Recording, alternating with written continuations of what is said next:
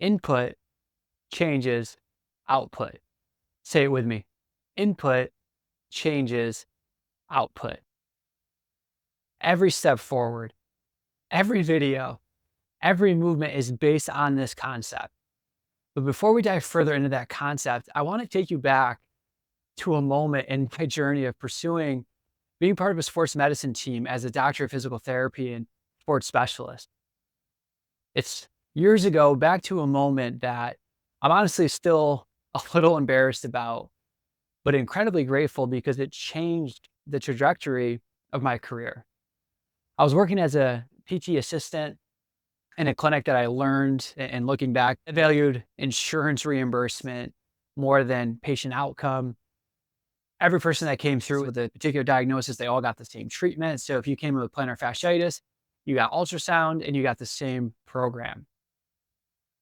The supervising PT asked me if I would mind doing the ultrasound on 2 patients at the same time. We'd set them up on the table. I'd sit in between them. I'd ultrasound the left side. I'd ultrasound the right side. He'd set up the machine, hand me the wands, and I'd be able to do both. And wow, I thought I was the best PT assistant in the world, serving 2 people at the same time for 8 minutes. Why 8 minutes? Come to find out, that's the minimal amount of time that you can bill to insurance. So I'm doing these ultrasounds and the 8 minutes goes off, and then I realized something. The one machine was turned on, the other one wasn't. One person got the actual treatment, the other person got a sham. And I'm starting to think, okay, what should I do in this situation? I should probably redo this one so that she actually receives the treatment. At that moment, they both stood up from the table and they said, "Thank you so much. I feel so much better after that treatment." And it was the first time in my career I asked the question, how could this have happened? Did this machine actually lead to the outcome? What about electrical stimulation? What about infrared lights? What about scraping? What about K-tape? What about all these other gadgets that are used in this field? What's actually creating that response? It drove a curiosity in me that I've never felt before that led me to doing years of research and getting my doctorate and then getting my board specialty in sports. I wanted to answer these questions of how do we get these responses? And if we can figure out what creates the response, what if we hone in on that and put our time and attention on that? But it all started from that question of how could this happen? And now this doesn't happen in just my lane of sports and human performance, but it's true in medicine, nutrition, surgery, and even in fitness. And you might be saying, well, it happened because of placebo or the power of the mind. Well, let's dive into those answers. To understand the outcome, we have to understand the input. And to understand how it continues to happen, we need to understand conditioning. So let's start there and explain the concept of classical conditioning with Pavlov's dogs. Animals, doggos in this case, will produce saliva in anticipation of the food. They do this to ready their digestive tract for the consumption. The input in that case would be smell or visually seeing the food. The output, saliva. Pavlov found that the conditioning or learned behavior can be changed by the addition of a bell. He would ring a bell, and then soon after the food would be delivered to the happy doggos. Now, the dog's nervous system started to associate the ringing bell to food, which helped explain later in the research why, when they rang a bell, the dogs would salivate even if the food was not delivered after the bell was rang. So summing it up, the dog's nervous system had been conditioned to the input, the bell's association with the food, which created the output of salivating regardless if the food was actually present. Now that was in dogs, and we should not necessarily take what was found in animal research and relate it to humans, but at the same time, we become conditioned to particular inputs that change our outputs, just like Pavlov's dogs. So to show a human example, we'll reference the TV show, one of our favorites, The Office. Jim conditions Dwight. He uses the computer sound, and when the computer sound is played, he hands Dwight an Altoid.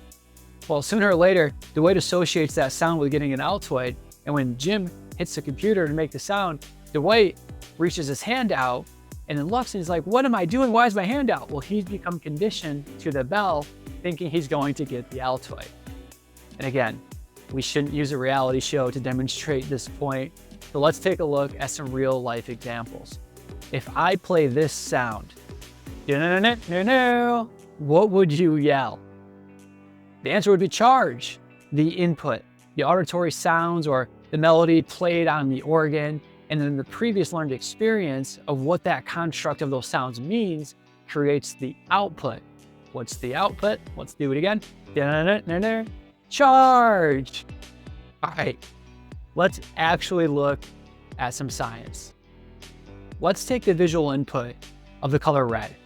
We must be able to see it, and then we have to rely on previous learning that this is in fact the color red. We've also become conditioned that red typically means hot, danger, emergency, and fast, whereas blue typically means water, cooling, relaxing, and safe, which is what makes this next study very interesting. Volunteers received a noxious stimulus along with the extra input of a blue visual or a red visual cue. The noxious stimulus that they received was a warmed up rod that was placed on their hands for just 500 milliseconds and then taken away. But once they touched that warm rod, the researchers brought their visual attention to either red or blue. What they found is that individuals, when touching that rod and then their attention brought to a red cue, they perceived that the noxious stimulus was worse than when they had the blue cue. How could this happen when the intensity of the noxious stimulus was the exact same, but the visual was different? Not placebo. It's from the conditioning to the input of colors, which then changed the output of pain perception. Well, let's look at another study, this one in the performance arena. They worked with a sample of triathletes. They ran a baseline sprint, swim, bike, and run. Then they were paced by an avatar in which they were told the pace of the avatar was the same speed that they performed in the original trial. What the athletes didn't know is that the avatar was at a 3% faster pace and then a 3% slower pace in another trial. Subjectively, the runners or the athletes said that they felt like they were going at the same speed the whole time, while objectively, they were not. The input, the avatar, previous conditioning, trusting the info from a respected figure, the output, perception that their pace was the same at all times. All right, one more example. We're gonna look at this one from the health and wellness space. Ionic foot baths. You put your foot in it and it's supposed to detox your body, which is then signified by the color of the water in the foot bath turning a brownish or yellowish color. That means a detox has happened. Well, let's put some science to this.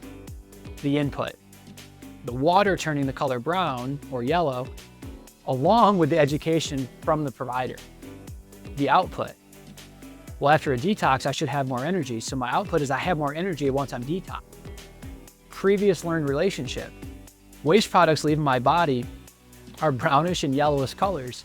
So if I see this color in the water, then that must mean that toxins have left and made this water that color. So again, the output from the input of the changing color foot bath and previous learned relationship leads us to believe I've been detoxed, I have more energy.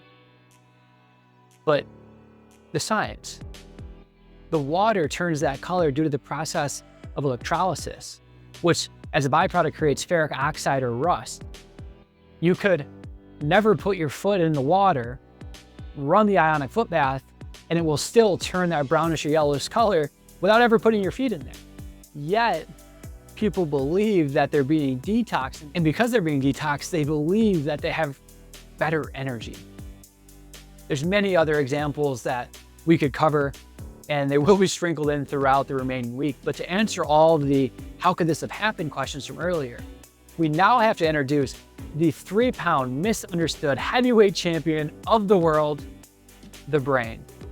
We now have enough neuroscience to know the brain works by prediction, which means we work by prediction because the brain is the command center. The predictions it makes are often a result of the classical conditioning that we have consciously and unconsciously gained throughout life.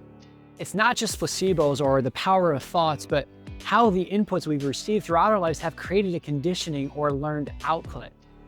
The concept of input changes output is powerful And one thing that sets humans apart is that we get to exercise the first pillar of hope, self-agency. No matter how long you've had a particular prediction, if it's no longer desired, you can have the agency to change the input to then change the output. If the goal is to improve performance as a human and an athlete, then we can. And that's why we're here. But how do we achieve it? Change the input to change the output. So let's reflect on these questions. What inputs am I taking in each day? Are these inputs in line with my goals? What have I become conditioned to? What inputs, whether it be visual, auditory, incoming learning info from the environment, etc., what inputs can I start to change to condition or create the output that I desire? Changes can always be made because of this gift of neuroplasticity. So let's get to work and start making those changes throughout this program and beyond. And one last time, say it with me. Input changes output.